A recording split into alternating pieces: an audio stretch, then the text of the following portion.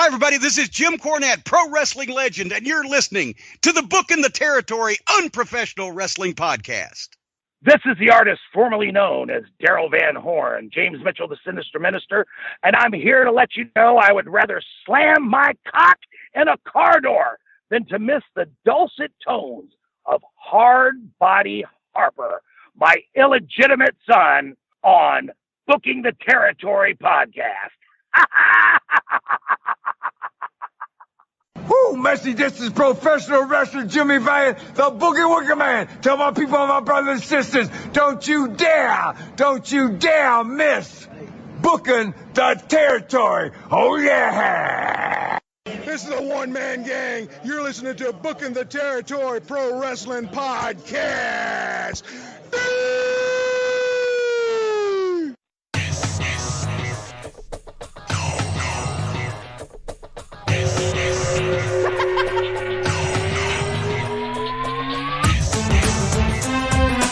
Welcome back, everyone, to this week's episode of Booking the Territory, the Unprofessional Wrestling Podcast, where today we turn it to a new calendar year.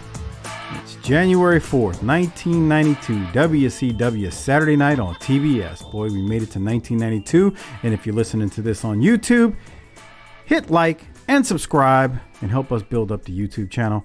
I'm sitting here with Doc, and Hardbody Harper should be joining us. At least he hasn't told us otherwise. Doc, how are you? I'm doing great in spite of some, stiff headwinds. What? Hey, well, we're losing our minds here, Mike. The heat index here today was 114. What do you feel about that? I don't like the heat. I can't stand it. I don't like the extreme cold either. So I guess I'm just a weather curmudgeon. But I get tired of the heat here, man. The summers here have become just, here we go. 90 days of this bull crap again. If we're lucky, sometimes it extends beyond that. Like, bro, it's only mid-June now. We got a long way to go of this nonsense. That's the scary part. Tomorrow is actually the first day of fucking summer, dude. And the heat index was 115 yesterday, 114 today. It's just... I don't want to do this anymore.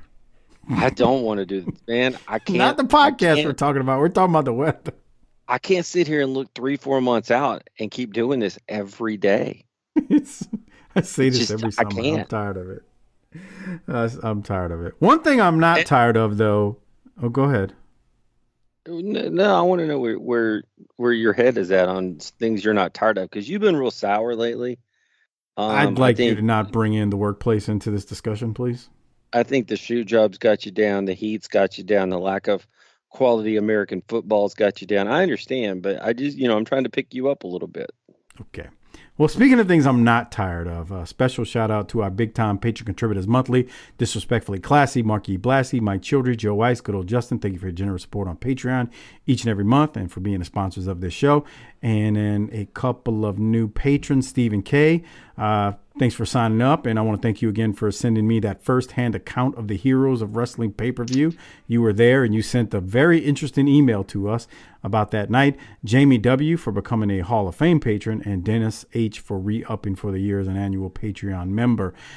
You can also become a patron at tinyurl.com/PatreonBTT. It is the only place to get all of these glorious and golden Dark Side of the Ring episodes that we've done the last several weeks, along with the Heroes of Wrestling pay-per-view that we covered. Myself, Mike Crockett, and Harper were on that one. Over 400 plus Patreon exclusive shows are available. tinyurl.com/PatreonBTT. Be like the cool kids and sign up. Yeah, Doc. Hey, we're the people that in the podcast community are known colloquially as One Bill Phil. So that's where you want to go next? I think that's the truth, and there's a certain muscle-bound wrestler that needs to hear it. Well, which one do you want to go first? Because you just mentioned you direct traffic here, because you know more about what's going on than I do. But that's never stopped me from talking a bunch of shit about things I don't know about. All right. So first off, let's talk about the AEW Collision CM Punk debut. I texted you about it, messaged you, whatever you want to call it, because I finally could get one out this weekend. And I said, man, you gotta see it. Please tell me you saw it. I still don't know if you saw it or heard it. Did you at least hear it? What? Punk's promo. Oh yeah, I was there. I was home. I watched it, and you were there. Yeah, I was in the crowd. All right. So I'm gonna play some audio from it, but before I play it, I just want to say, we talked about this several months ago. We litigated, how we thought CM Punk was wrong, and we also went over where the Bucks were wrong and all that good stuff. So, you can find that on our YouTube channel. But I want to play this clip now from Punk because there's just some really good sound bites in this. So let's listen to this real quick. This is not the whole promo, but a piece of it. And then Doc and I are going to talk about it on the other side. Here it is. I am me. And I couldn't have done all this without all of you.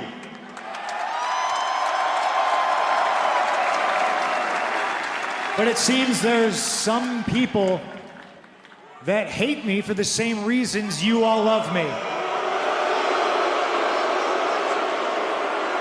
Hey, listen. I understand that the sheer magnitude of me makes people uncomfortable. I very much understand that my mere presence makes people uncomfortable. That's because I am the truth, and the truth is painful. Yeah.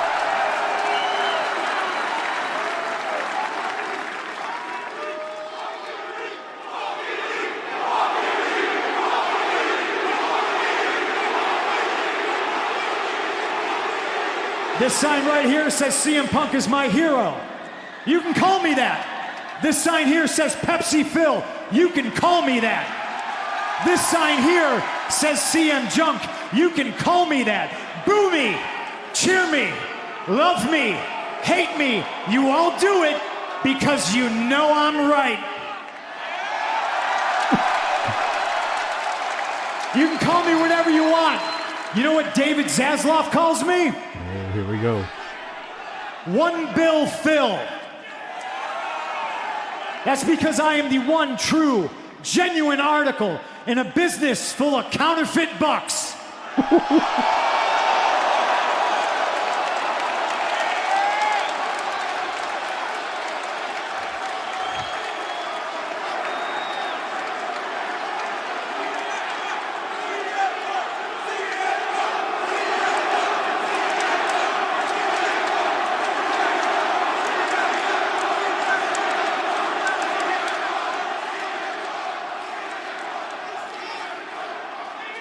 The king is back, baby. Is he Elvis now?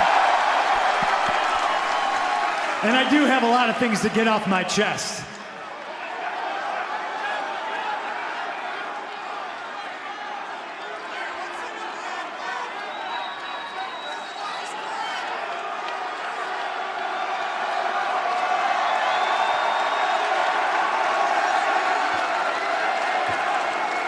I got a question, Chicago, and then I'll get out of your hair. Why would I change? This is what Joe Strummer trained me for. I will always speak truth to power. I will always be myself. I will never compromise.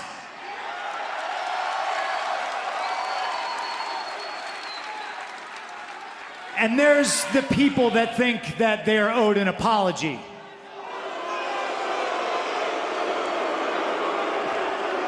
I've grown older and wiser in my years. Sometimes it's better to be the bigger man. If you feel you're here today and I owe you an apology, here it is. I am sorry that the only people softer than you are the wrestlers you like.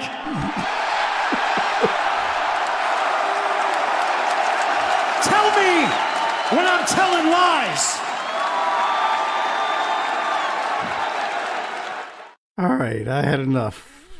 Doc, your initial reaction to a couple Well, he of was there? great. And when he's going up the ramp, he says off mic to the camera, I didn't come here to become a star. I am a star.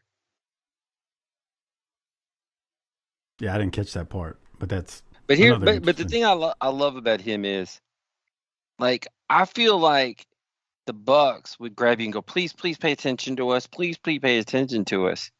He's confident in, like, you're going to pay attention to me because that's what's going to happen. You know what I'm saying? Yeah, and we're not regular viewers of AEW, to be fair, but I feel like to be home and able to watch it, and I went, oh, yeah, I should probably do that, huh?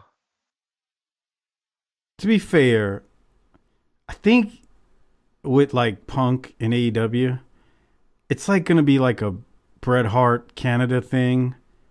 Remember, like during the Monday Night Wars, Bret would be in Canada and he's like this major baby face. And I thought that was true. I enjoyed that so much. Yeah. I feel like I thought he was great at it. I did too. Like, he was just phenomenal. Like, he was saying some real shit too. But I feel like that's what's going to happen with Punk and AEW. I feel like, you know, outside of Chicago, I don't know where it would be, but I feel like there will just be some towns and cities they're at that he's going to get a more favorable reaction, and then you'll have some where, you know, they're going to just boo the piss out of him. He's going to be like, when are they going to run Cucamonga? Well, yeah, that's one thing I'm thinking of. But, you know, look, I said hey, it. Hey, did you pick up on the reference he had there that for Joe Strummer? What was that? Please explain. Okay. Well, there is. Yeah, it won't let me merge it. Harper's trying to dial us in, so, but we'll have to call him. He probably thinks that he's early. That's cute. Anyway, Joe Strummer was the lead singer and guitar player for the Clash, noted punk band. And one of the things that Henry Rollins, who was the singer for Black Flag and and his own Rollins band, said, so one of the things that and Henry Rollins is actually a pretty well-read and impressive fella.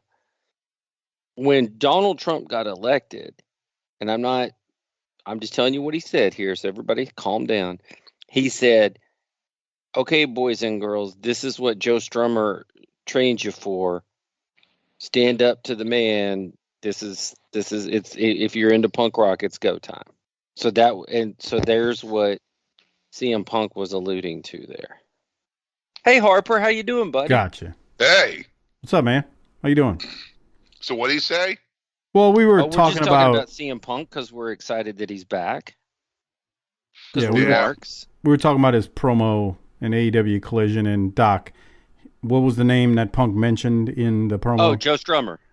And Doc was explaining the reference to that person.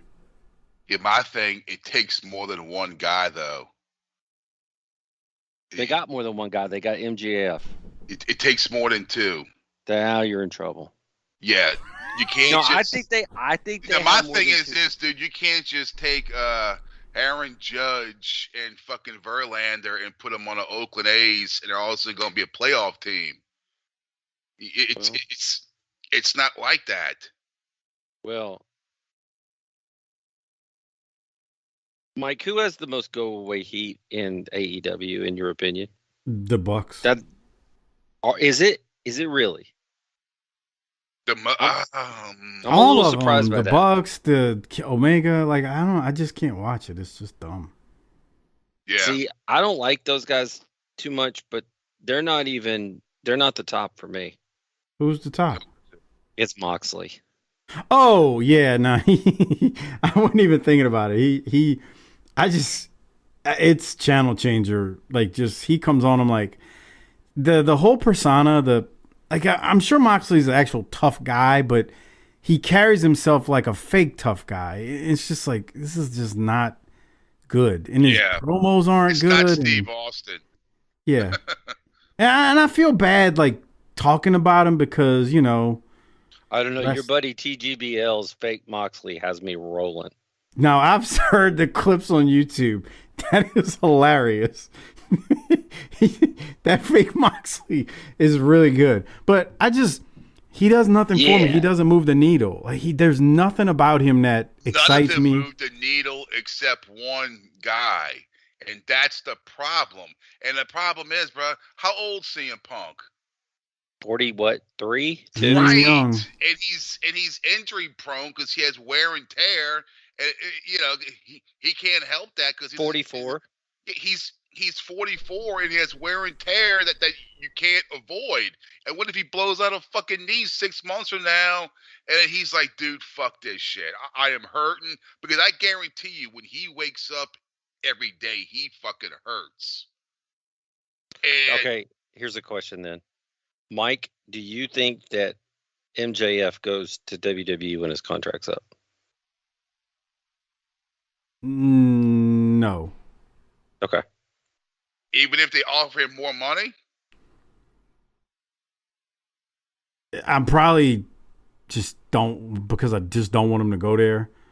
Could be a little biased here, but I don't know. Like I don't know, man. I hope he doesn't. As much as I don't like AEW, I hope he doesn't. I just see what they do to people that they bring in. They want to put their own touch on the person, and it's just like it very rarely. I'll say rarely. So you're saying MJF is going to be wearing polka dots? Okay. I can't imagine what they would try to do to him, especially with Vince like being back, on top of things the way he is. I hope not. And that's what it's like, dude. What if Punk just says, "Dude, I'm fucking hurting. I'm in my 40s. Fuck this. I'm going home to my wife, and I'm gonna watch the fucking Cubs games. I'm fucking done."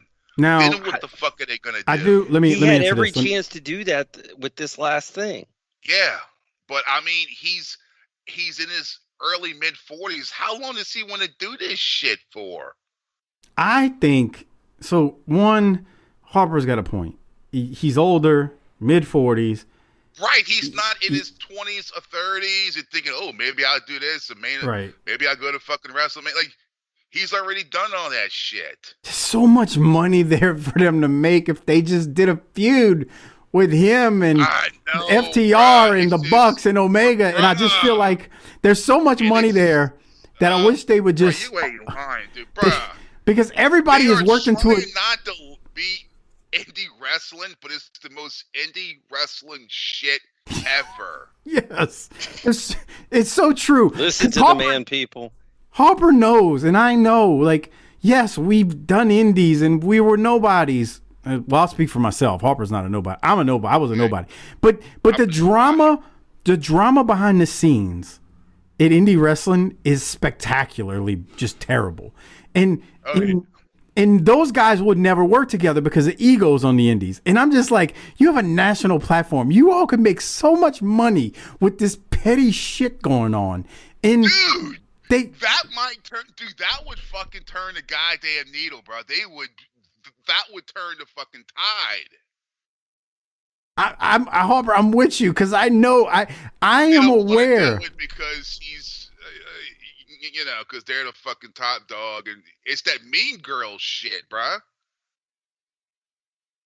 They could make so much money if they just leaned into this thing. It's fucked up. They had to make a whole nother show just to get him on, and they basically had to separate the fucking locker room.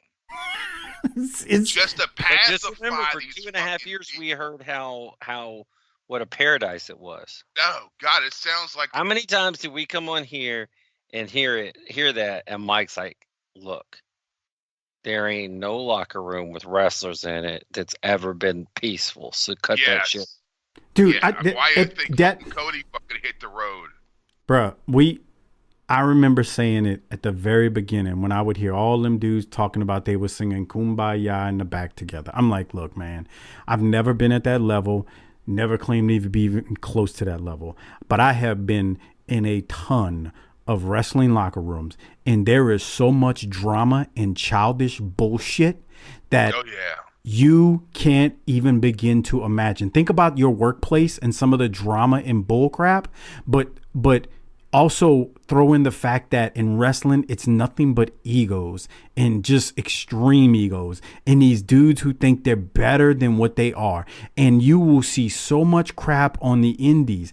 And I kept saying, like, these dudes, they've all been through the indies. They've all been here and there. They're talking all this crap because it's all new to them. There is nothing that peaceful. And sure enough, Cody ends up leaving. He doesn't really say what went on. I'm guessing there's some kind of, order in place where you can't talk about it. But there was just, and people can say, oh, well, there was no drama until CM Punk got there. Bull crap. There was drama. Okay. This dude, he ain't the only one. All right. So I don't even want to hear that. Look, there is tons of drama in every single dressing room. And they literally have they have a stick of dynamite. I know the show is called Dynamite. They have a stick of dynamite right now, and they could light it, and they could really make some money. They would pack buildings for at least 6 months off of the drama. If they could get these 6 guys, when I say 6 guys, FTR, Punk, Omega, and the Bucks, to get in the ring and do some business. And furthermore, if Punk does get injured, if Punk just is like, you know what, I don't want to be in the ring anymore, dude, he could be a goddamn mouthpiece and a manager for all I care in that same feud. And he would talk people into the building. And he would actually get me interested in wanting to hear Kenny Omega cut promos. Like, bruh, for real. That would make me watch this shit. But they're not, to Harper's point, they're not leaning into this because they literally had to create another show because of the drama. And that to me is just absurd. And then, it's nuts. And then fucking wait till the fall comes, bro. When college football starts up, have fun with that shit. Oh, I've thought about that. I thought about this. They might as well put it on Sunday at fucking noon, competing against the NFL. Bruh, I don't know how they even can think they're gonna compete at 6 and 7 o'clock on a Saturday afternoon in the fall. You ain't lying, dude. LSU versus Bama and Ohio State versus. Who WWE couldn't compete against that. They're smart enough to not try. You're right. They're smart to be like, fuck that noise. God, bro, I just don't. It's just, they had to make another show just to pacify these people. These snowflakes. It's fucking crazy. And there is money being left on the table. No, we're not doing it. That's what happens when your money mark has so much money that he's not interested in drawing money. Why doesn't the boss, bro? He's the boss. Just go to all these guys and go, you know what? This is what y'all are doing. If not, there's the door. I'll send you home and pay you. But they don't see him through those set of eyes because he doesn't give them a reason to. Right. He's not from that world. It's like that fucking movie with the. It's like that show. What's the show with a football player? He's the football coach and he's the soccer coach. That's on. I think Ted Lasso. Yeah, Ted Lasso. They're like, who the fuck's this fucking dude from America? This football coach? Fuck you, bro. How many times you wrestlers, Mike, were around somebody that was a mark or a normal, a square, and y'all just started, just fucking with them because you can. And there wasn't even a paycheck involved. It was just out of sheer boredom. Yeah. I didn't do that, but yeah, it happened. Right. I mean, it's really sad because, dude, wrestlers. Because I'm saying, you know exactly what I'm talking about. Wrestlers talk to each other any kind of way, man. That's what's terrible. Dude, that could turn the tide, but they don't want to do it. It's like if you have, there's Patrick Mahomes sitting there holding the clipboard. Put him in. Nah, bro. Fuck him. He fucking dated my girlfriend in fucking high school. Fuck him. I'm not putting him in. We're gonna have Steve DeBerg as the fucking quarterback. Alex Smith's broken leg. Right. Nah, but we're not putting him in. Fuck the playoffs. It's just like, dude. Yeah, that's pretty bad. And the thing is, I could see having that attitude if they were turning the fucking needle and they were bringing in ratings and they were having people talking like The Rock versus Stone Cold. But they ain't that, dude. They are not at his level because they were trying to do it their own, and and no one gave a fuck. No one gave a shit to where they had to talk him back to coming back. Yeah, I think Harper's trying to tell y'all. Bro, it's like it goes to show you they're in their business, not the wrestling business, bro. Punk did say that too. Kind of, he alluded to that. He said this is the wrestling business. He did stress that. I can tell you, I remember one time Luke got into it with someone in the locker room, and it got bad. And they had a match that night. They still had the match. They still wrestled the match. And the guy that he was fucking in a shoving match with, when the match was done, he got his envelope, he got his bag, and he went in his car and fucking went home. But they still fucking did it. Because it was, because they were. I don't, that's what I'm saying. That's what happens. Like, it sounds crazy, but that's what actual professionals do on the indies too, like. Man, if we couldn't work with everybody we don't get along with at our shoot jobs. Bro, you ain't, dude. I say the same thing. Everyone listens to this works with someone that if they die tomorrow, they'll be like, oh, that sucks. And then when they turn around, like, fuck that motherfucker. Right. Bro, your boy over here works with somebody that he wouldn't even have that reaction. He would be straight to fucking RBD poses and all kinds of shit. Fucking, y'all had T-Rex. And that nobody was rooting against T-Rex. No. We didn't. Harmless little fella. That chick that had the fucking rocks on her desk that rode horses or some shit. She wasn't that bad either. Jesus. But no, Harper, I know exactly what you mean. You make a really good point. No, you I don't understand why they can't fucking realize that. Okay, here's the other thing. They talk about this locker room like, oh, it's just kumbaya, like you were saying earlier, Mike. I've worked at my job for over a decade, and if I left tomorrow, the only person I would stay in contact with is one third of the booth here. That sounds about right. Yeah, for real. Yeah.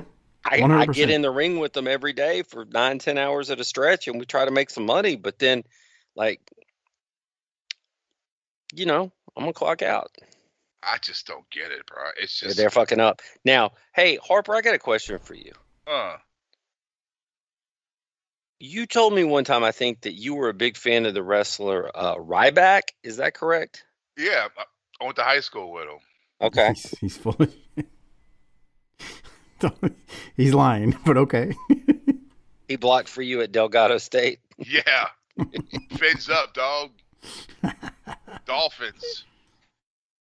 Well, Ryback's a big fan of the show, by the way. I don't know if you knew that. No.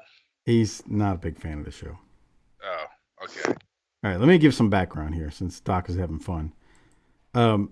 Little did I know that when I posted something this weekend from the BTT Twitter page that Ryback, or I'm sorry, Jim Cornette had gone on some rant about Ryback like 2 days prior on his show. That came to my attention after I found out about what I posted. So a couple of weeks ago, Lance and I recorded an episode of the World Class Show, and Iceman King Parsons was cutting a promo. And in the promo, he said this. And you're nothing. Here's a fool, got $1 million body, but a 3-cent brain. Okay. So it sounds like Luke. Yeah, it does. That's funny. So I was on Twitter the other morning, a week and a half ago now, 2 weeks ago. And I remembered that Iceman saying that. And then I'm seeing all these weird tweets, people replying to Ryback about, I guess Ryback like claims, there's Mark in the ring and it's Ryback and everybody wants to put a boot to him. Yeah, like Ryback is saying, he's being censored, Twitter's withholding and not showing his tweets and just like crazy talk, right? And I kept seeing these tweets and they were like long one of them was long too. And I'm reading it because I saw somebody retweeted it or replied to it. And I'm like, dude, what are you talking about? Like, nobody's censoring you. But I don't know. I don't know what I don't know. I don't know where he's getting that from. So I posted that clip and it literally said, folks listening to Ryback on Twitter these days be like, and it was Iceman saying, And you're nothing. Here's a fool, got $1 million body, but a 3-cent brain. Now, I purposely did not tag Ryback in it because I was just having fun with Iceman. You know, Iceman's my dude. You know, I just having fun. Well, like almost immediately, I see that Ryback has retweeted it. And again, I didn't tag him, which means if you're familiar with Twitter, he did a vanity search. And the vanity search, I guess he quote retweets it and says, "You're welcome to come on my Ryback show or on Spaces and let your voice be heard by all by talking to me.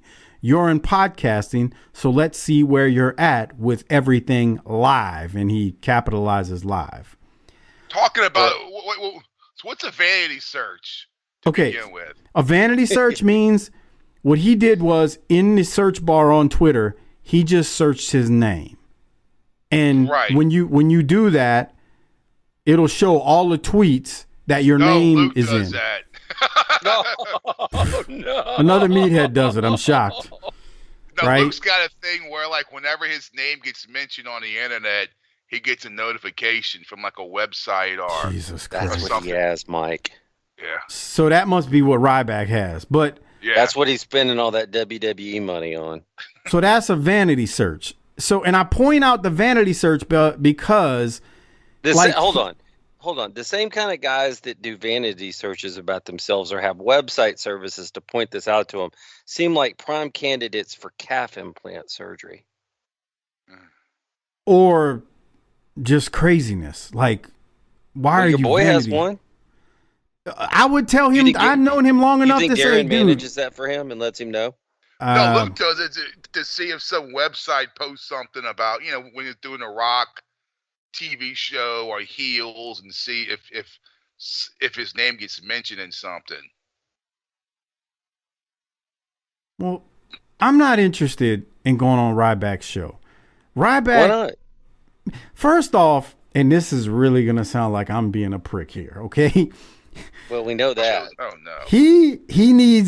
He wants content for his digital platform. What the fuck? And when he puts that content on his digital platform, he monetizes it. Now, if I was on his show, I might make him a couple bucks because he's monetizing the discussion we're having. For me, my time is too valuable to talk to him. Yeah, Harper, we hear you. It said fucking connection lost. I don't know what the fuck happened. So I'm not going on his show, nor do I need him to come on our show. First off, I think our show is bigger than his because I looked at how many reviews we got versus what he's got. Okay, I'm just gonna put that out there. He That's was just doing one with that porno broad. Oh, what? See, there we go. See, he just needs clicks. But I ain't got no interest in being on that show. And everybody's like, "Oh no, you should take him up on his offer." Why? What's it gonna accomplish? What are we? Well, that's not what I said. The first thing I said is we ought to send Harper over there as a representative and let those two have a conversation. Dude, Harper would drive him nuts. That was kind of my point. Harper, Ryback would ask Harper a question. Yeah, I mean, well, you know, what's up? Why would you do this? And you know, what's the big deal? You know, and Harper would be like, "Fuck if I know." Yeah, give him a one-line answer like he gives if it's just me and him reviewing a match. It was fine. Really? What else did you see? You know, look good. Yeah. Can you give me a little bit more, Harper? I mean, a little bit more analysis? Nah. No. Well. See, he doesn't know how to do what Doc does, which is pull and extract information from Harper. Doc. What do you think he does? What do you think Ryback does? Yeah. I have no clue. I don't really care. Mike, do you think Ryback made enough money in WWE that you could have retired for the rest of your life? Yeah, because I'm cheap. Skate. Yeah, definitely. Yeah. Yeah. But probably not enough for him. Not enough for, yeah, but me. Well, he needs a lot of ICO Pro or whatever, pre-workout. But I definitely could have retired off of what he made. I could retire off of fucking $20. Bro, I don't think people realize it, bro. I'm cheap, man. I don't know how to say I'm right there with you. Here's the thing. I don't need a bunch of money to retire because then I wouldn't be working. And the motivation to not have to work. And then the worst comes to worst, you just be a fucking Uber driver. That sounds awful. I get fucking Chris Zoncha to give you a job at the grocery store, stocking beans. Chris Zoncha. Oh, man. I love Zoncha, man. Even though he loved Battle Bowl and we didn't. So anyway, to wrap this up. Yeah. So the thing of it is that instead of us going on his show, you're now going to invite him onto our show. Correct? No, I don't. Do it, bro. No, I don't want to talk. There's nothing. Look, I don't have anything against Ryback personally. How many clicks we'll get? Yeah, why did you hurt No, CM I don't. Punk We're like not that? going to get anything. He's no, not you that bring him on, popular. and that's the first question. Why did you hurt CM Punk like that? He's one. Haven't you heard? He's one Bill Phil. There's nothing that I want to ask this man. I'm sure he's whatever he is. I have nothing. He's a good Christian I have athlete. nothing. I'm just against curious why he never went on to, Impact or somewhere else to keep doing this. I have nothing to ask this man. I don't have nothing against him. Whatever. He vanity searched. But see, that's it. You didn't have anything to ask any of the other people we had on the show either. I used to write your questions for you. I could do that. That's not true, but okay. That is true. First question. Why did you hurt CM Punk? Was it on purpose? Yeah. Harper, get in touch with Ryback and see what's going on. But I don't want to talk to him. I can tell you that. I'm not talking to Ryback. See? Harper Why don't we do rock, paper, scissors to see who has to Luke talk might to him? know him. Hey, I got an idea. Let Half Pint do it. Oh, God. He blocked. Okay, so Duck Bozard, Half Pint, and a few others went at him when this happened on January 18th, and he blocked all of them. He blocked them. He straight up blocked all of them. So He here's the blocked thing. Dude, Half Pint's like the size of his pinky. Say, look, unblock our people. I don't. Let him go. I don't. Like that we're going to be basketball Moses player here. That was in Russia. Let fucking Half Pint go. We're like Moses here. Let our people go. And we will not release the locusts on you. Get ready for some frogs, motherfucker. So if Ryback is listening to this. Hey, Ryback, we have raised the dead. You do not want to go down this path with us. It's not a threat. I'm just telling you. It might rain frogs over at your house next week.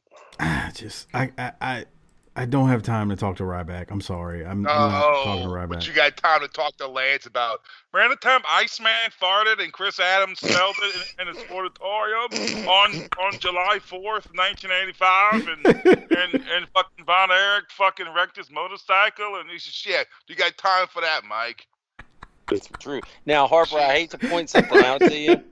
I hate to do this to you. But if we were going to be at the Sportatoria, we wouldn't have been we would have been, July the 4th would have been at Reunion Arena, pal. Oh, yeah. That's right. Dude, he's so mean. He is so mean to Lance. He is so mean to Lance. Why? Harper, you are so mean to Lance. That's when SMU they beat UH 24-14. They went on to the Holiday Bowl and they beat UCLA. And yeah, that was a good time. So dirty, dude. That's so dirty. You know, there was a time when we had to stop doing that because our listeners were being mean to him, and we were told not to do that from the head offices of BTT. Man, what there was Lance? No. There was it was a couple of people on Twitter and in the Facebook group, and they must have got like banned because I don't see them anymore. Talking about it on Twitter, like accounts must have got banned. They were just going at him and saying like just really mean shit. Like, I mean, Like here's the what? thing, bro. Like, me and Harper, I don't know, bro. I kind of just let most things just roll off of me. But some of the stuff they were saying to Lance, like they were going after one of his kids, one of them, and I What was the like, fuck? yeah, Fuck it's like that, leave the dude. man's family out of it. Why are y'all getting on this man's family? You gotta roll, bro. Yeah, so Fucking loser. there was like stuff like that I was like, wait, nah, that's not cool. So there were things like that had happened. And what it was, this is what got me. It was people trying to imitate Harper. It was people trying to, like, you know how Harper just did his little thing where it's like, That's my people. yeah, they were trying to imitate Harper. They were literally like they were trying to imitate you doing the Lance bit, but but it wasn't anything like what you would do. And Leave it was Lance just alone. yeah, that's what I'm saying. You know, it's like, come on, man. I mean, what are we doing here? But I mean, I personally think it's funny when he imitates Lance, and I think Lance has laughed before when when Harper's done things like that. So you know, it is. How what far it is. did he watch it until? Did Shit. he watch it all the way through to USWA and? Yeah, pretty much. Global. Yeah, global. He was kind of. I mean, he knows about the global stuff, but like not. I don't think he was weekly. I never forget watching it, and it was like USWA. I'm like, what the fuck? What's this? This isn't world class. I was like, that's the wrestlers, but why is it called USWA? Yeah, we'll sport a tour and went through some changes, but Doc, But don't we you should. miss those days when you didn't know shit? I mean, the nerds When did, you the would smart just fans. turn on a fucking TV and just, whatever was there was there. It's just like, yeah, there was no fucking, you couldn't Google shit or go to fucking whatever, bodyslam.com and find out what the fuck happened.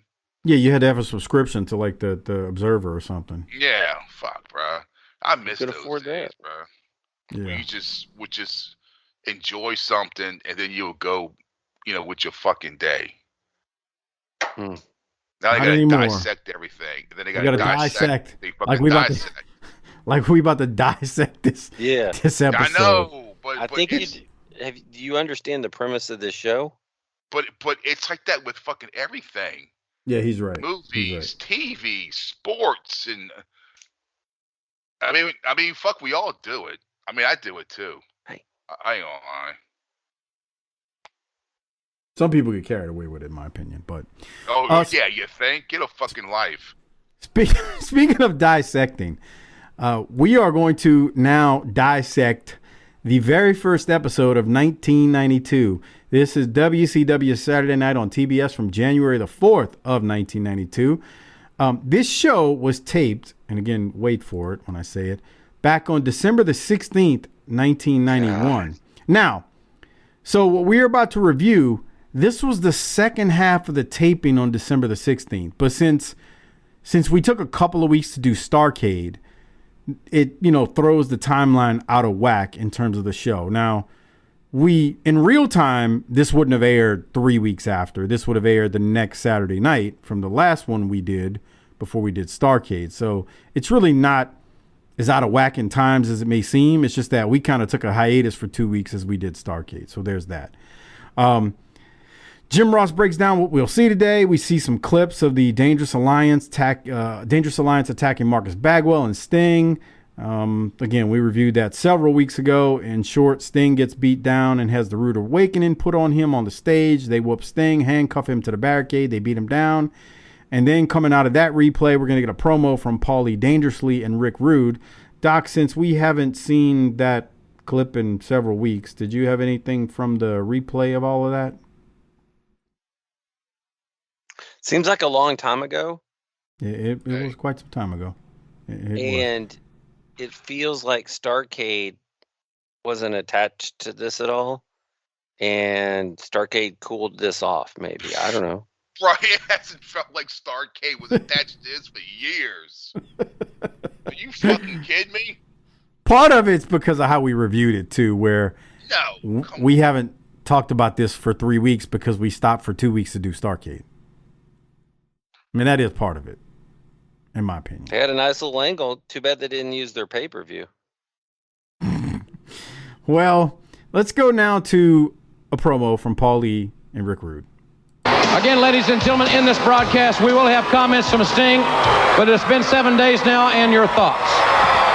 In 1986, Magnum TA was crowned the greatest United States heavyweight champion of all time.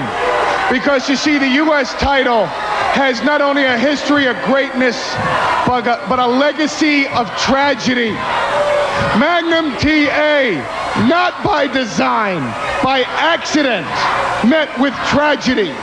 Sting, you were this close.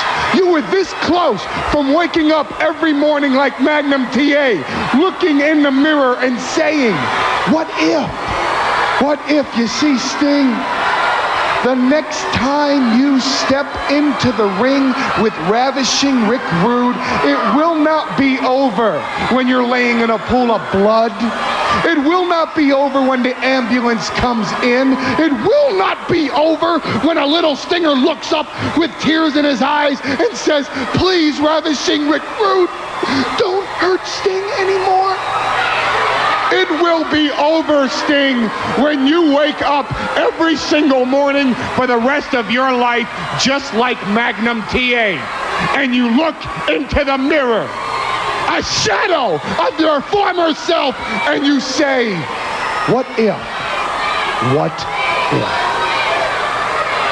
Sting, as far as Ravishing Rick Rude and the Dangerous Alliance are concerned, you have one foot in the grave and the other on a banana peel.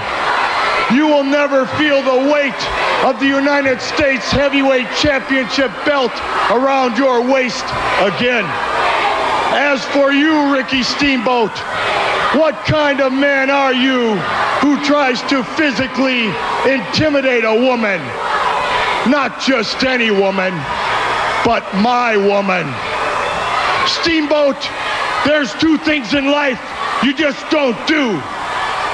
Number one, you don't mess with my money. Number two, you don't mess with my woman. If you do, Steamboat, you've got to answer to me. And just like every other professional wrestler who's ever crossed my path has found out, when you answer to Ravishing Rick Rude, you answer to the Rude Awakening. All right, ladies and gentlemen, those comments from Paulie Dangerously and Ravishing Rick Rude, and WCW continues right after this. Hey, Rick Rude is the greatest prick during his promos of all time. I don't know how else to put it. He's just phenomenal. Doc, what did you have? My first thought, other than how good he was how much the U.S. title seems like it means a lot right now. Yeah, I know, huh? That's what I was thinking. Is this when belts meant something? Well, yes, and they're making it mean something with these guys. Rude is helping out with that. Jeez. Yeah. Hurt's doing a great job. Yeah, he's the man. Hurt's doing a great job. Thank you, Mr. Hurd. I think the talent got over in spite of Hurd. Well, and man, it was interesting seeing Heyman comparing Magnum and Sting. That was when God, we're in 92 now. Boy. Yeah. You realize that six years ago almost? Well, it happened in October, so it's almost 6 years ago. But damn. We're in high school. Yeah, man. Long time ago. Smashing Pumpkins and fucking Stone Temple Pilots. Well, don't remind Zoncha. He'll get excited. Lollapalooza. Chronic album's about to come out. That was a great album, man. Oh, God, I listen to that every day. Oh, trust me, we know. Asshole. Did you take out the in your one disc changer? Did you take out crisscross and put that in? First off, I didn't have a disc. I had a tape deck at that time. Okay, so let's get that straight. In that Buick? Yeah, I put a tape deck in it. Because all it had, was just a radio. So I had to put That's the tape what I was deck about to say. God, it probably had an 8-track player in it, huh? It had with the AC Delco with the big fucking buttons. Yeah, I don't even remember. It just was a radio, with the little knobs on it and the little buttons that you press, and the little station thing flies to one side. Oh my God, yeah. My Trans Am had that with the little red bar that would just go to stations that don't fucking exist. Yeah. Yeah. What the fuck was the point of that, dude? I guess went to a real fucking station. To get you from one side to another quickly, and then you could fine tune it from there. That's how I always took it. No, I'm serious. Like, I mean, because it didn't put it on a station. It just was like, it brought you in the general vicinity of a station or stations, and then you had to fine tune it. Jesus. Bro, you know how many Saints games I listened to on like radios like that on 870 back in the day? Right, isn't that crazy how they, when they used to have that fucking rule where if the game didn't sell out, it couldn't come on local TV? Yeah. And it had to sell out 72 hours before. That was the thing. Yeah, and my mom would sit there with the little GE fucking radio and shut up, I'm trying to hear it. God, those days are gone, dude. Bro, you ain't got to worry about it. You can watch whatever you want, whenever you want, from any place on the planet almost. Yeah. All right. Well, we're watching Rick Rude right now. He defeats Greg Sawyer with the Rude Awakening. He says, cut the music. He cuts a promo on the fat people in the crowd. Steamboat was on commentary with JR, and he basically cuts a promo during the match telling Sting that he's here to help Sting if he needs help. And Steamboat also tells Rude that if Rude is ever feeling froggy, come jump on me, which I thought was funny. Yeah, Steamboat said that. If you ever feeling froggy, come jump on me. Yeah, I mean, jump on. That's exactly what I thought, Tim Warner. You feeling froggy? Come on, jump on. You get tired, I'll take over. What the hell? All right. If you get tired, just tag me in, and we'll switch up. Doc, any thoughts on Rude and Sawyer here? I was hoping that when Rude got I was hoping he called them sweat hogs. I used that term the other day, sweat hogs at the house, and Latrell overheard it. He popped. I don't think he had ever heard that before. I never heard that besides Rick Rude and Welcome Back Carter. I believe it's Cotter. Oh, yeah. It is Cotter, huh? Yeah. There's another name that offers that. We'll add that to the list with Ken Pantera and all the other ones. God. And Chatta what? Chattanooga. Chattanooga.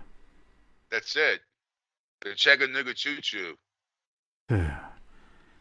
Well, we keep moving, and Eric Bischoff throws to a WCW magazine segment, and he recaps who the winner of Battle Bowl was, which was Sting, and then he throws to Jushin Thunder Liger versus Brian Pillman from the Omni Christmas night.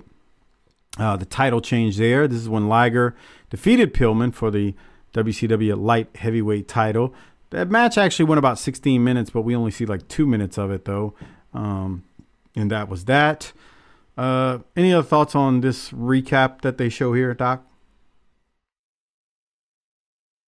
Yeah, this should have been on. I wish we'd have seen this instead of Kaz and Liger at the pay-per-view. You're saying we should have had a singles match between these two for that title. That just would have been the best thing on Starrcade. Oh, God. I forgot about that. Instead, we got 10 tag matches. And Battle Bowl. Who's booking this shit? Battle Bowl. 10 tag matches that... Do you remember any of them? Yeah, I remember all of them. They're seared into my brain like a syphilis blister. Well, who won the goddamn thing? Sting. And then Sting got a shot at the U.S. title? And when he won it, they didn't mention at all that he had just been savagely attacked by the Dangerous Alliance the night before. But we saw that to start this show. Well, everything was airtight back then, brother. I think the time of airtight's getting out of it. We're losing that. No, it wasn't always airtight ever. It's just some old timers that think it is. Anyway, Liger wins. Any other thoughts, Doc? No. All right. So then we go to Larry Zbyszko versus Larry Santo. So the battle of the Larrys here. And Larry Santo is from our wonderful Smoky Mountain territory. Larry Zbyszko milks this match in typical Larry fashion. Lots of stalling. I'm not complaining. I'm just stating the fact. Doc, any thoughts on this? Larry Santos still looks like Glenn Jacobs in the face to me. No, he doesn't. Let's see. He doesn't look like Glenn Jacobs. Let's see. Well, Zbyszko's tying him up like a pretzel, and Zbyszko. Yeah, is that painful? It could be. Okay. I mean, it's not like Ronnie Garvin tie you up, but yeah, it could be painful. And then he abuses him after with a brain buster. He had already won. Give me 16.55. Okay. I wanted to see if that was painful. Was stepping on his hand? No. Oh, when he cranks on his arm right here? Yeah, that could hurt. That could hurt. He does that step over and he's got his Santos faces in the mat and he's pulling his arm up through his legs. Nah, I'm not for that, bro. That don't. Yeah. What you think? Looks like one of the Rougeau brothers. It's the like gear. Like a shitty version. It's the gear. It's the yellow and blue or whatever. You think that's what it is? I think so. All American boys. Remember that song? No, I don't. We're all American boys. We don't like heavy metal. We don't like rock and roll. All we listen to is Barry Manilow because we're all American boys. Speaking of All-American boys, there's a couple of All-American boys who are trying to help Larry Santo on the gurney. And Larry Zbyszko does his Robert Fuller and Jimmy Golden imitation and throws him off the gurney, and that's that. Every time I see someone throw someone... The fucking World War II stretcher. Every time I see somebody throw somebody off a gurney, it's seared into my mind when Robert Fuller and Jimmy Golden just tossed that poor bastard off that World War II gurney. Yeah. Get to that the somebody chopper.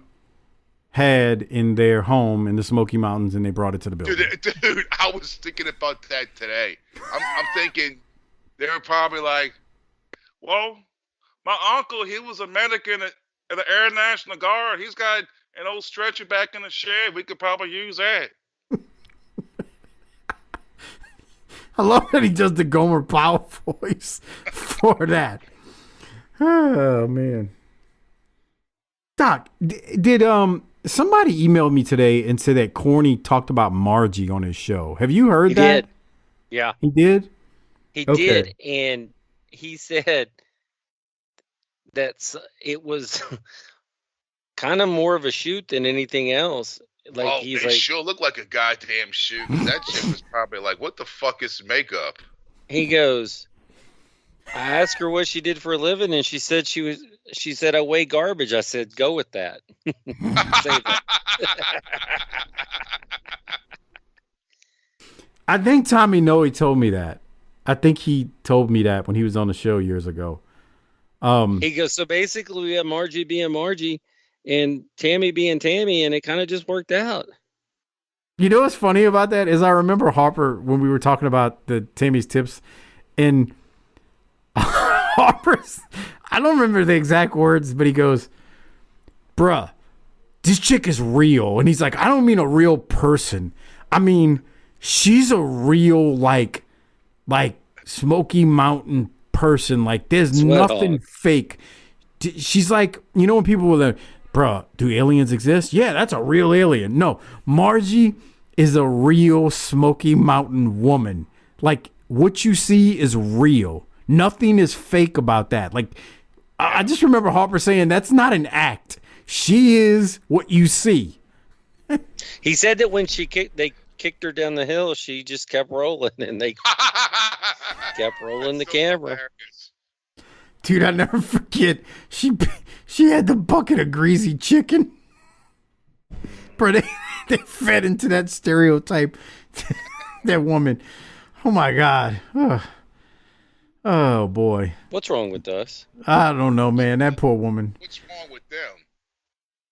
Well, they asked something about Margie, and Corny hypothesized that she wouldn't still be with us today because of all the size issues and. Wait, he said she was dead, or they were speculating? He said he wouldn't know. He said they didn't pay her for it either. I wonder where they found her. Someone's like, well, she was a fan. No, that's not what. I don't. Okay. That's what Corny said. She came to the shows.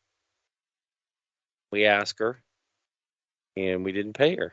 Okay. According to Tommy Noe, I think he told me, and again, I'm not disagreeing with Corny because he's got a memory better than most people when it comes to this classic wrestling stuff. According to Noe, I thought he said she was the wife of one of the ring crew guys, which she would have been at the shows, obviously. That sounds about right. And Corny may not have known that. That's a good point too. Like he might not have known that. My husband, Billy Bob, sets up y'all's ring when he's not working at the truck stop. What do you do? I weigh garbage. I weigh garbage. I work for the city. I weigh garbage. What? I work for the county. Oh my God! Let's keep moving. We see a replay from the last Saturday night episode when Mrs. York and Taylor may be heading towards a meeting, when there was an insinuation that they were having a personal meeting and maybe going to do some banging at this meeting. Mrs. York put down her hair, and Terry Taylor's like, "Sure, I'll go see about a meeting."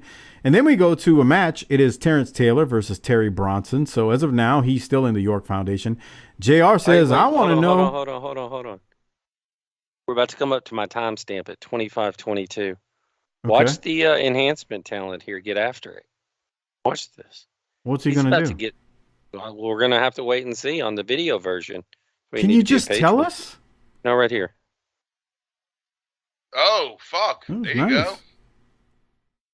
One locked legs with Terry Taylor and nice little Russian leg sweep. Dude, that's good. No one does that. Brad Armstrong. That was good, he's huh? The only one. He could go. Yeah, look at. He's taking on Terry Bronson. JR says, "I want to know how this meeting went with York and Taylor." Look at this. Backslide. Nice little backslide. There you go. Fucking right, dude. I'm going to get my shit in. Yeah. Okay, this guy isn't a slub. He knows what he's doing. Right, this guy knows what the fuck's going on. Yeah. JR says, "Must have gone okay because they're out there together right now. Taylor's going to win." I don't even have a note as to how he won, but he wins. Doc, any other thoughts on this match? 5-arm? Okay, there you go. Any other thoughts? Because we really and truly need to get an update.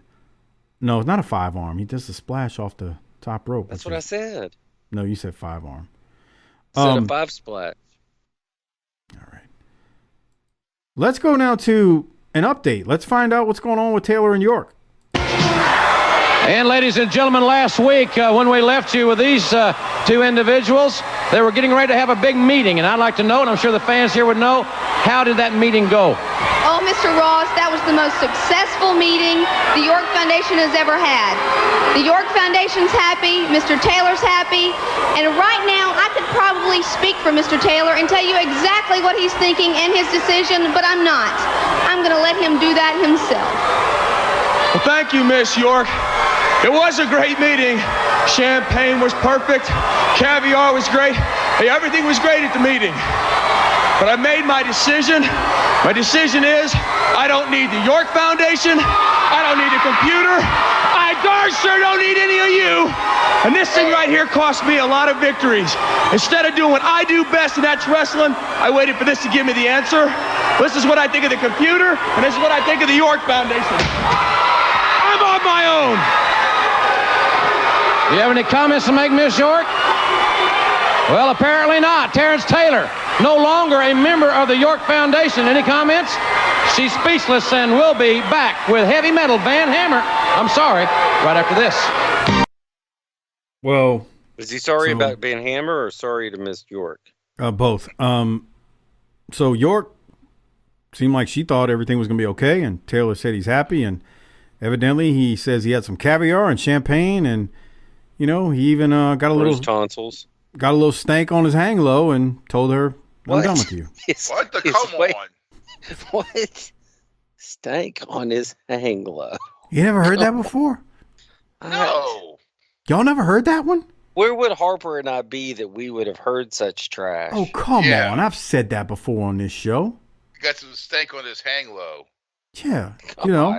What's that it's not only that you really flash the ethnicity here, but it's also that you're 70 years old when you speak. This sounds like something you hear down at the jazz club. Yeah, I bet fucking Ryback wouldn't say something like that. No, probably he's wouldn't. classier than that.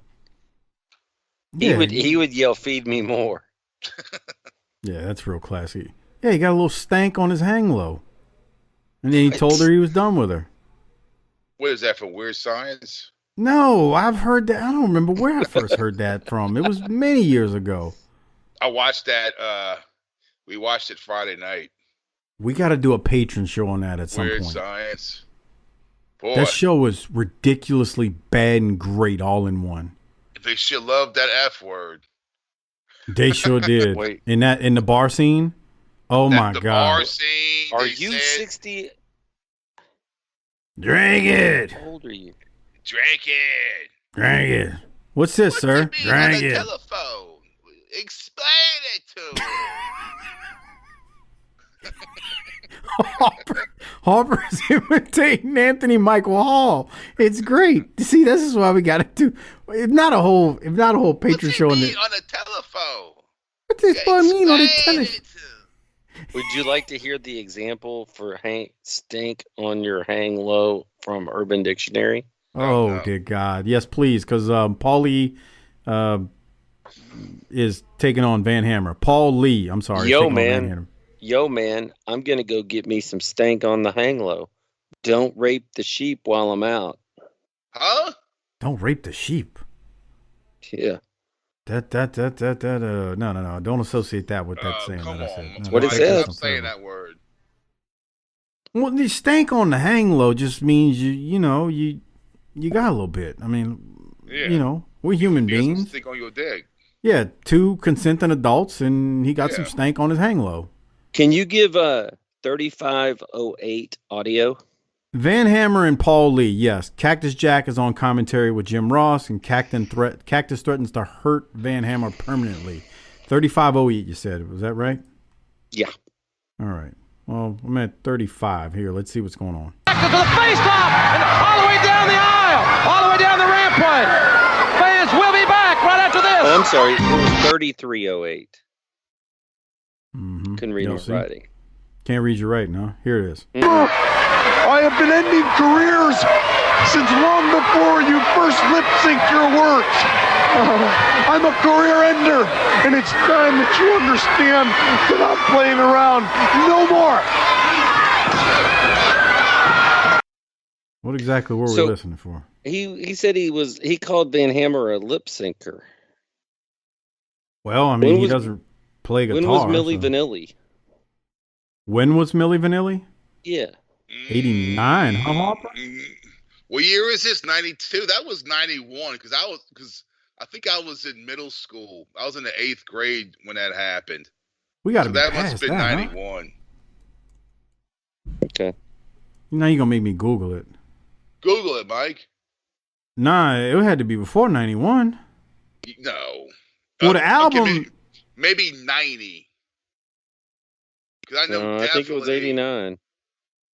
The album came out in 88. No, the group was founded in 88. And Wikipedia ain't making it real easy. Let's just say that. No, you might be right, Harper, because it's talking about the lip syncing exposure and media backlash between 89 and 91. So I guess it started maybe in 89. You see? And they were no Terrence Trent D'Arby, though. Remember him? Who? Yes, I do remember him. Sign Your Name Across My Heart. I remember that song. Sing it. How the hell Wishing did Well. you know that, Doc? What? How the hell do you know who Terrence Trent D'Arby is? because he's about it. That's right. I'm down. All right, Van Hammer. I call your house a crib, and then when I want to know where your crib is, I say where you stay at. We went from Stank on the Hang Low to Milli Vanilli. How did we get here? Oh, because it's better than watching Van Hammer wrestle. Well, Cactus attacks him after Van Hammer wins, and Jack hits the ring and goes after him and throws a blow, and they're brawling on the outside, and Cactus suplexed him down the stairs. It was great. I need Cactus to end this dude. Well, we go to the next match. It's Mr. Hughes versus Dave Diamond and Jack Savage. We got a little like 2-on-1 action here, handicap match. I ain't got many notes. Hughes wins. These dudes, especially, I guess that's Dave Diamond, a little funny looking frumpy little fella. Come on. And thought stock. I mean, he does. He kind of looks frumpy. Look at him. Look at this guy. He don't know what the hell he's doing. He didn't even lock up with Hughes. He's just kind of like standing there like a bump on a log. He definitely wasn't getting Stank on his hang low. Any thoughts on the match, Doc? I don't like handicap matches that are tag matches as well. Oh, you want both guys in the ring fighting? Yeah. And this went on too long. Certainly did. So I guess you got no other thoughts. Is that a correct statement? Yes. All right. Well, now we're going to go. Jim Ross is going to throw to a promo from Sting following up on what happened last week. Let us go to that now. Here it is. Welcome back, everyone, to Center Stage in World Championship Wrestling. We're going to have Dustin Rhodes and Arn Anderson momentarily. But you saw that shocking piece of videotape last week. We've already heard from Paulie Dangerously and Ravishing Rick Rude. But as I promised, we do have some comments from the Stinger. Let's listen to the man from Venice Beach, California. Rude! If it's injury that you want, my friend, it's injury that you're gonna get. Only not mine. The next time you see a cast, I see a cast, anybody sees one, whether it be for an arm, a leg, a neck, a back, it's not gonna be mine, pal, no. It's gonna be yours, Mr. Rude, because as long as I'm breathing and I'm standing and my hair is still standing on end, and yeah, when I look ringside and see just one kid with his face painted, I'm gonna keep going. And I'm going to remember that cast and how you wrapped it around my leg and tried to put me out, but failed, pal. So many others have tried in the past, but I'm the Stinger. I'm a target. It ain't ever going to happen here at WCW, and don't you ever forget it or forget who I am.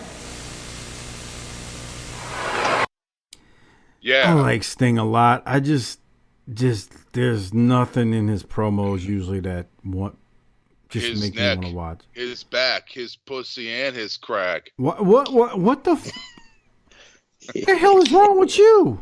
I was hoping you would do that. That popped into my head when I heard him say that. Me too, but I didn't want to have to say it, so I'm glad that you did. Doc, your thoughts on that? What's wrong with him, Mike?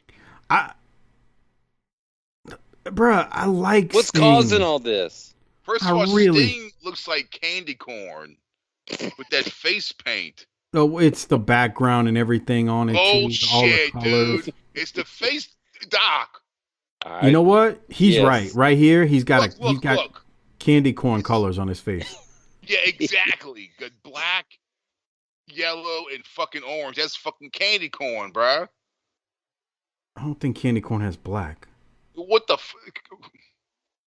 It But can. I feel- There's like a B-side candy corn that has black to it. Yeah. It's like the collector's edition. Right. This is the point when somebody's listening. I love doing this. Somebody's listening to the first time and they're like, "Hey, fucking goofballs." They like a Darren, there's a Darren out there. A bunch of fucking goofballs. Hey, sit there talking about, they disrespected Sting. And, they talking about Sting's face painted like candy corn. Bunch of fucking goofballs. But you think I'm fucking funny. You're only fucking funny. That somebody listening right now saying that. I love Sting, man. But the promos just... I gotta keep telling myself he's for the kids, man. He ain't. Yeah, I mean he's doing his job. He's for the kids, bro. I mean, Right. I'm 17-year-old. I'm almost a 17-year-old at this point. God damn, really? Sting ain't my he ain't my demographic. Doc's 18. Oh, yeah. Well, Doc's almost I guess I 18 was by 15, here. yeah. So like, he just ain't for us at this point. Like, there's no other way to slice it. He never was. That's because by the time you saw him, you were a teenager and you were not 6 and 7 and 8 years old. We go through this all the time. I didn't start watching it again until I was playing football, and the kids were, the other guys in the locker room like, yeah, you saw fucking Nitro. Fuck, this is before Nitro, Raw, and this. I was like, no. That's when I started watching fucking wrestling again. Bro, let me tell you something. Little Harper probably told his little buddies. It was like, and someday I'm going to have a show where we get to talk about wrestling. Yeah. And I'm going to make $8,000 a month. I'll never forget a friend of mine, David Richard, goes, the Ultimate Warrior's back. He's going to be on David, WCW. what did you say? What was his name? David Richard. Can you say that these days?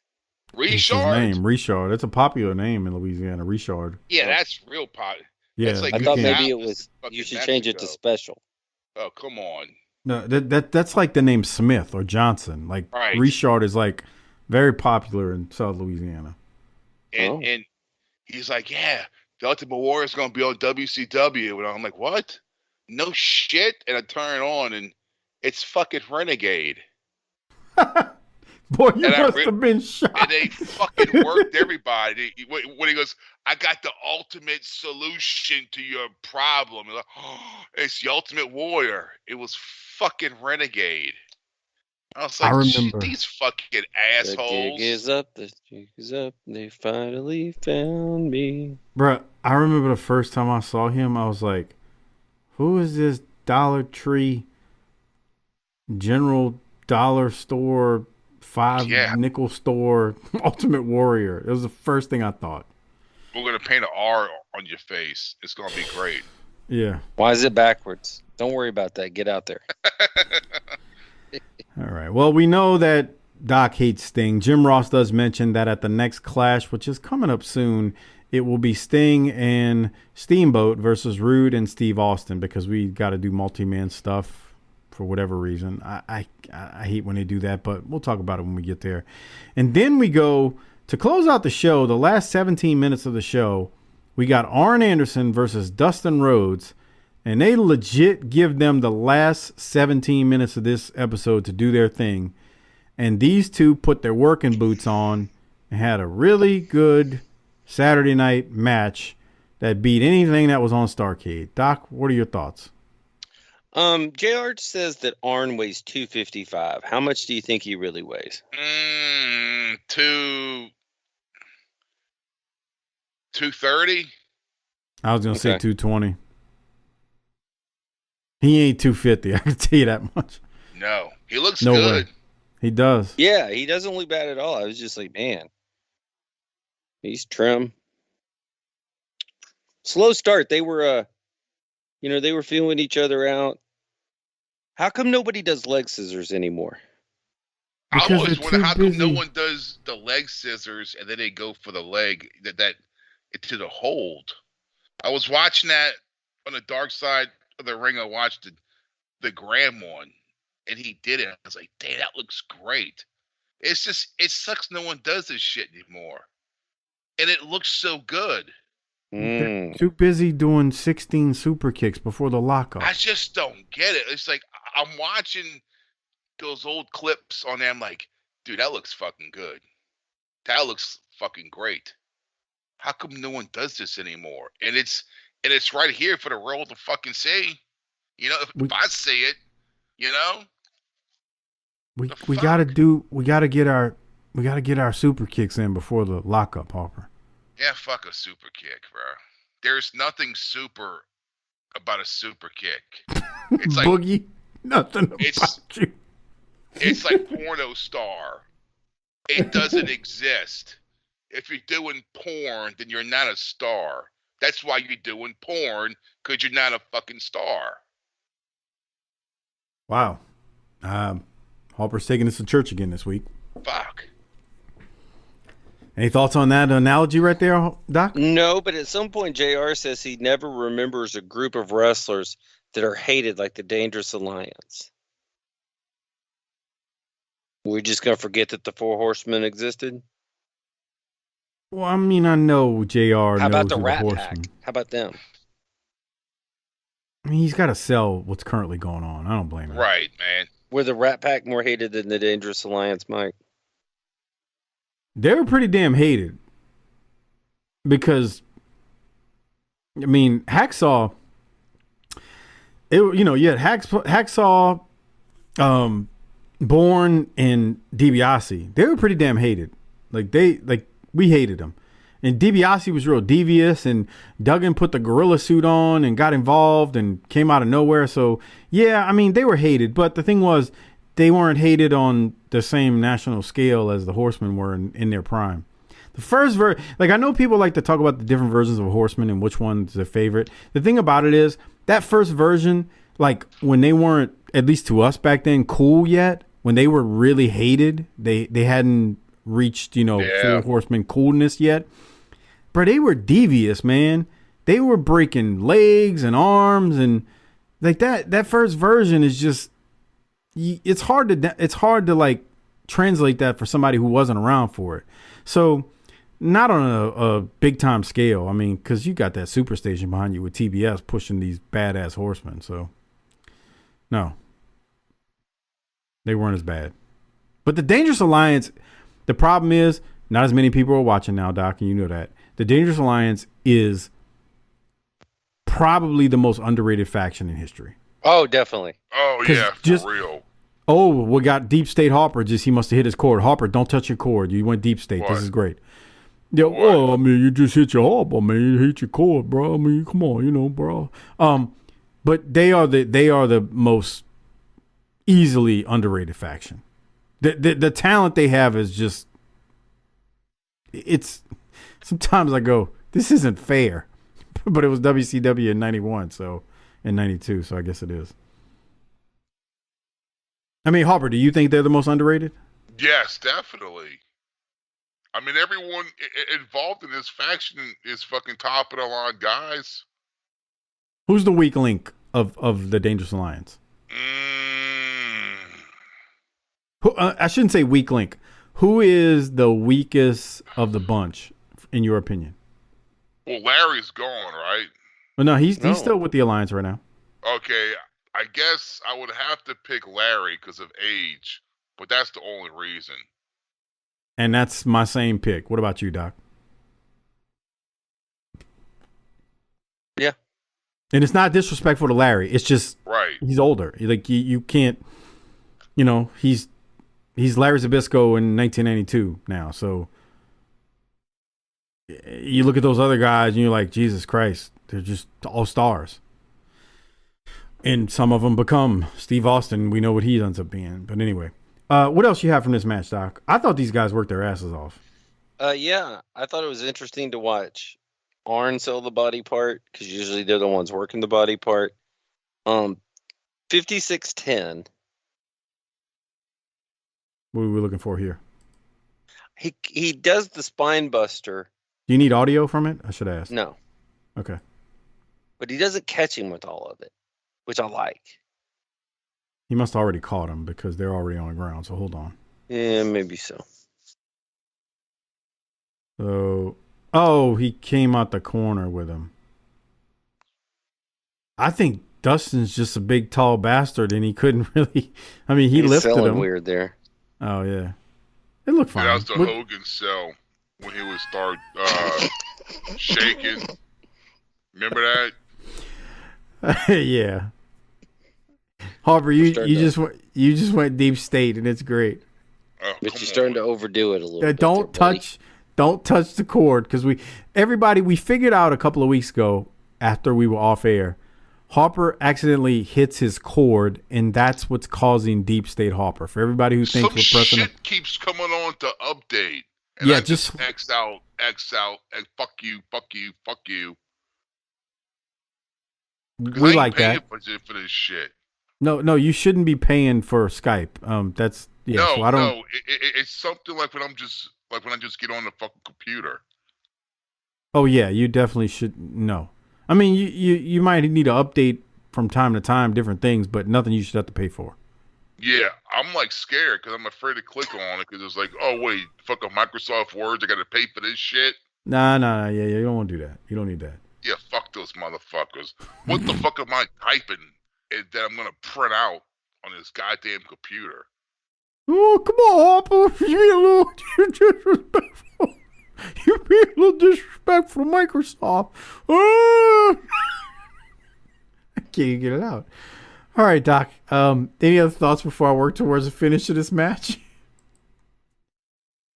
Because they went out there and worked their asses off, dude. They did. 2 pros that got after it, for sure. Yes.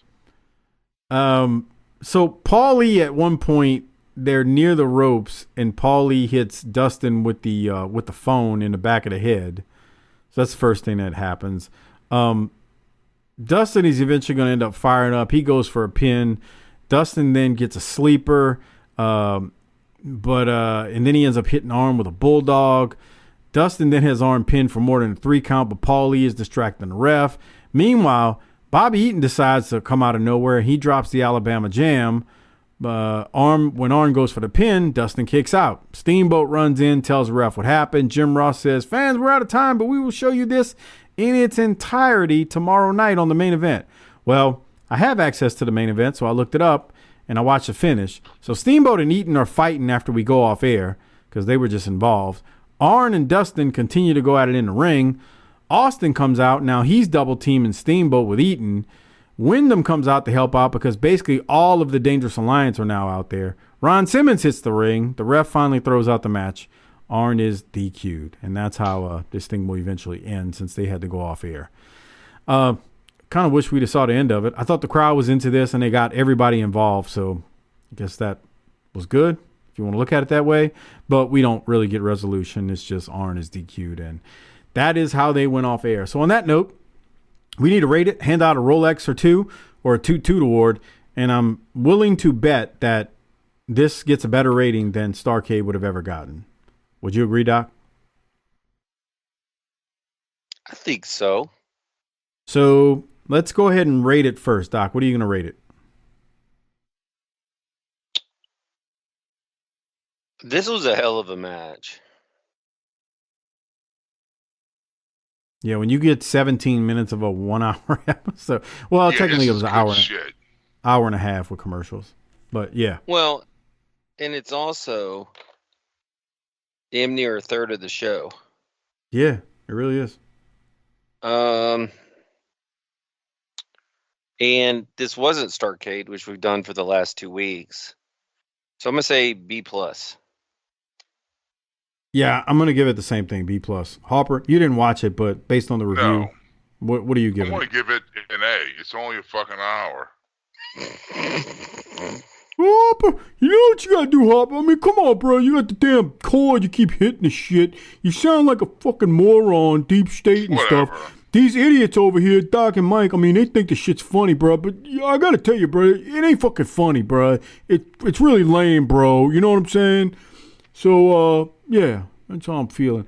All right, so we do need to hand out the Toot Toot Award, though. Before we do it, remember, become a patron, tinyurl.com/PatreonBTT. Get access to the upcoming Clash of the Champions, all of the Dark Side of the Ring reviews we've done recently, the Tales from the Territories from several months ago that we reviewed, all of the WCW pay-per-views between, 88 and now, along with the clashes.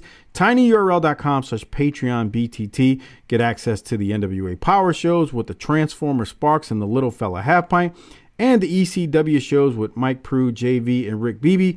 On that note, Doc, what are you going to rate this one with the Toot Toot Award? Or you rated it, but give out the Toot Toot. I'm going with Terry Bronson. The enhancement talent, Terry Bronson? Yeah. Wow. Okay. There you go. Harper, who are you going to give yours to? I guess the AA. I'm going to give mine to Rick Rude. Oh, yeah, that's true, huh? He had that really good promo in the beginning. Mm-hmm. Yeah. Mm-hmm. With the promo. With the promo. Rick He Rude attacked women. He attacked his woman, Medusa. All right. I love it. Deep State. Yeah, this is good shit, pal. All right, Doc. What else we got to cover before we get out of here tonight? Not a damn thing. This went 30 minutes longer than you told me we were gonna go. Yeah, I figured that. I didn't know. Sorry about that. We went long with the Sting and not Sting, Punk and Ryback stuff though. Because Harper was worked up about it. Yeah, he came in hot. I didn't expect him to come in hot about the Punk thing, but he was ready to roll with that. That kind of shocked me, you know. You never know with this fella. I'm sorry. Feed me more, motherfucker. No need to apologize. All right, Doc, if you don't have anything else, I'm going to throw to Harper to hit the tagline. Harper, hit the tagline and let's roll. Book it.